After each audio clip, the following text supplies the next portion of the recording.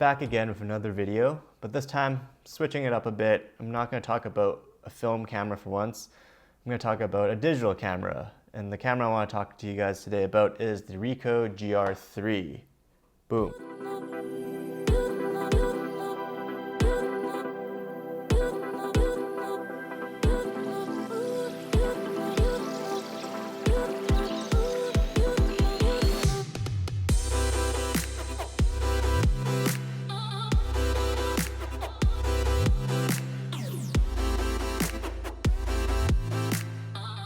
Look how small it is. Why I wanted to talk about the Ricoh GR III or make a video about it is because I think it's a very niche kind of camera. It's not for everybody, but I think as a working photographer or as someone who really cares about photography as a hobbyist, you can really appreciate the Ricoh GR III as a compact, high quality camera to take with you kind of anywhere. Since it's so small, the body is very compact. It's a very nice image quality.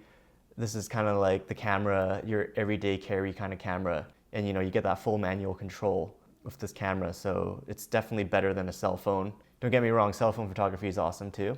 But if you're a photographer, you kind of want to play around a bit more. You want a larger sensor and you just kind of geek out over these things. The reason why I bought the GR3 was for a trip, vacation. I think for a lot of us, the first thing that comes to mind is what camera am I going to bring? Should I bring my large camera, maybe have a DSLR or like a mirrorless camera, and you have a bunch of lenses. It's like, oh, which lenses do I take? Or, do I really even want to bring this large camera with all these lenses just so I can kind of cover all my bases?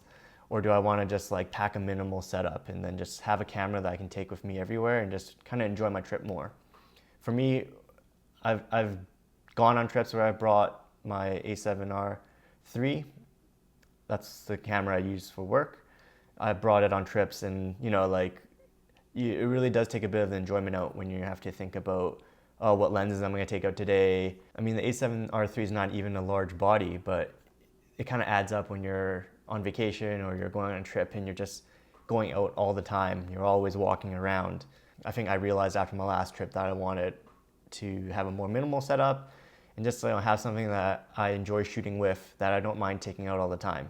It was the only camera I brought to New York, the Ricoh GR III and my cell phone, and I had no regrets. It was awesome. It kind of covered all my bases. I think it's just everything you need out of a camera for vacation. Unless you're super into telephoto, animals, sports, portraiture, it might not be the best for that. Just some quick facts about the Ricoh GR III that I think are the most important. So it's got a 18mm lens on here. For the APS-C sensor, which this camera has, it's a 28mm equivalent. So 28mm f2.8 lens, we'll just call it that, paired with an APS-C sensor. Really big sensor for such a compact body. Another great thing that's new to the GR3 is the stabilized sensor. Is the sensor stabilized or the lens? I don't know. It's got stabilization, this camera. So it's got stabilization, so you can actually tell when you're using slower shutter speeds that it's there's a mechanical stabilizer in here that's helping you steady your shot. So which is awesome. If you want to do some light streaks at night with cars going by, it's perfect for that. And there's also a built-in ND, so you can really slow it down and get the shot. So built-in ND, stabilization, a 28mm f2.8 lens, all in a compact body. Look how small it is. Now, what are some negatives about this camera? I don't know, if you take videography, you probably don't want to be making videos with this camera. It's not the best for that. The autofocus is okay. It's not the best for videos. Honestly, you're probably better off using your cell phone for videos. Yeah, this camera, I think you want to stick to photography. The screen on the back doesn't tilt out. I honestly really like a tilting screen because I like to shoot from the hip when I'm shooting street photography. And sometimes it's you don't really know what's going on when you're moving this camera down low or you're trying to just get some sneaky shots. It's a little tough with the screen that's just on the back here.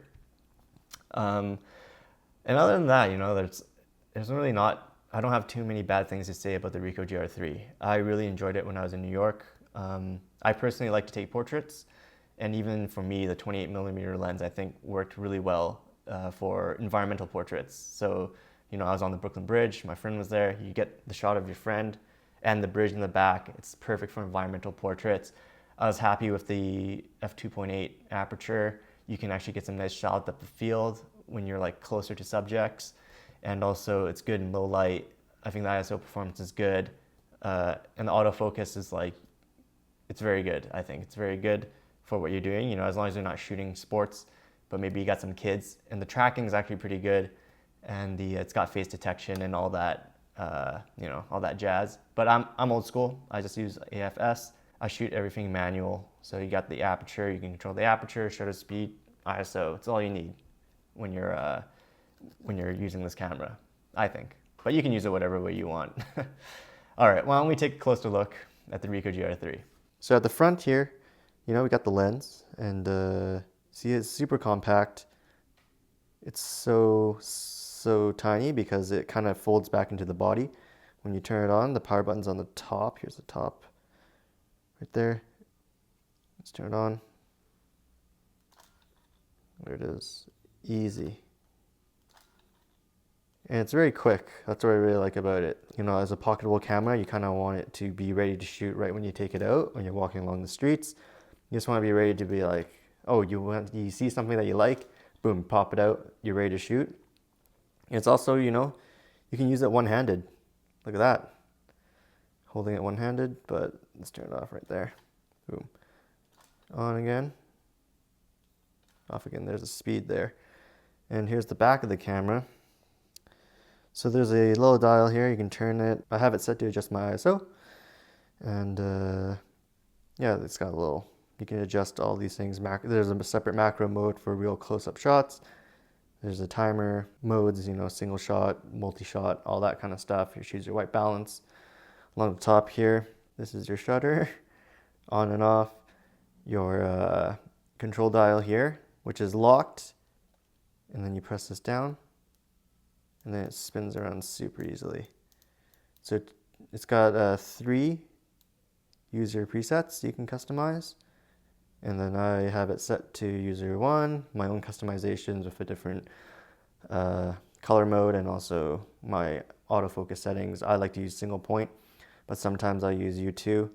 That's my black and white setting, and it's got snap focus and manual. But I like to keep it here. This is where I use it the most. And then it's got a dial at the front here. This is what I use to control aperture. It's really handy. And also the bottom here, you know, you got your 1/4-20 for attaching a little tripod. Let's open up the battery hatch. So here is your battery hatch. You got a battery. You got your memory card in here as well. There it is. And the battery, it's a pretty tiny battery, but it gets the job done. When I was in New York, I took it out, and it lasts usually the entire day. But I charge it at night. You probably won't go 2 days of heavy shooting with it, but it's quite good. On this side here, you can switch to video mode really quick. But like I said, video is not a strong point in this camera. It's also got wireless transfer to your phone. To download the app, image transfers on this camera is actually really good. I really like it. Oh yeah, the port here. This is where you charge. It's got a USB-C for charging and data transfer. But yeah, no mic jack or anything, so this isn't really meant for video. Don't shoot video with this camera. Just don't even think about it.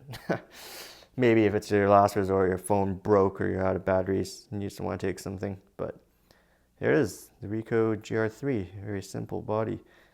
But just look at the design and the layout. They designed it so you can shoot it one-handed. Everything is accessible on one side, except that button. They put it on the left side because they don't want you taking video with it. But everything else here is all on the one side, right-handed shooting. Very quick, turns on, focus, fire.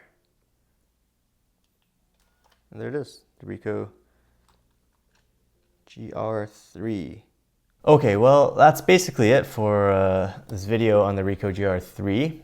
I think I'll just close off with just showing you some of the photos that I took on my trip and some of the photos I kind of take every day. I think what I enjoy most about this camera is just, obviously its compact form. You know, you like actually put it in your pocket, you can take it with you anywhere. And the things I like to shoot the most with this camera is definitely street photography, landscapes, and environmental portraits. That's where this camera excels at. It's just really nice to have this camera around knowing you're carrying something that's gonna give you some really high quality images, you know, raw, JPEG, and like 24 megapixels. You're gonna be happy with this camera. You're gonna have an image that you can play around with in post if you wanna do that. But it's just that flexibility of having a full manual control camera, outputting like image quality that's on par with what you would normally use at work. And if you're someone who really cares about photography, or you're just looking to have a quality camera with you all the time, I really recommend picking up a GR3. All right guys, thanks for watching. Here I am, still in quarantine. That's why I'm making these videos. I got nothing better to do.